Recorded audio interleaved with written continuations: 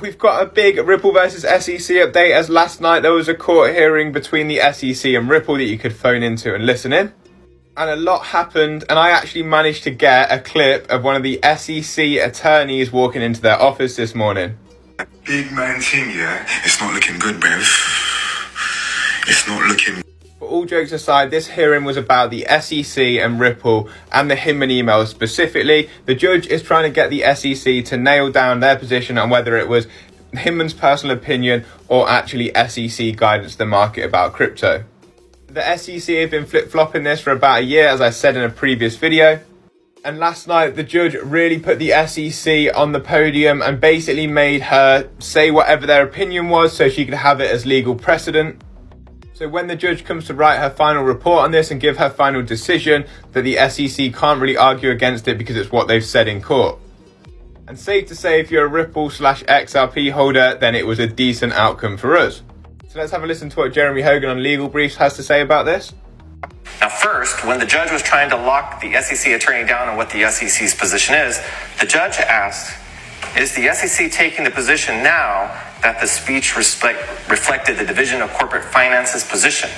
And the SEC attorney said yes.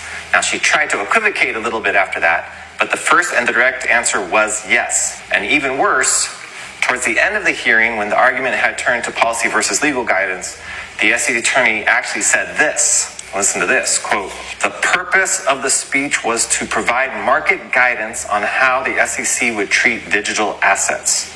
Now, I couldn't believe she said that, and still right now, I doubt that my notes are correct, because this motion was already lost in the first 5 minutes. But those two remarks by the SEC attorney, especially the second one, put the Hinman speech back into play as market guidance.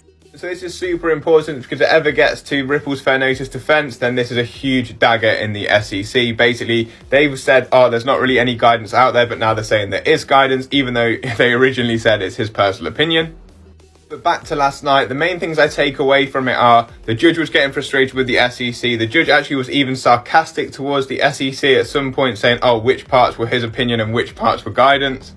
And the SEC still couldn't really nail down where they stand on this, and the Ripple lawyer Matt Solomon highlighted that as well.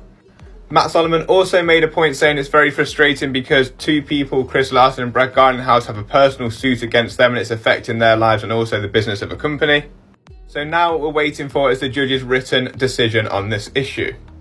After tuning into John Deaton's live last night, we should get this within 2 weeks. It's likely the SEC do appeal this, but this is why the judge brought into court in the first place, because now they have in-court evidence in order to be able to deny this piece.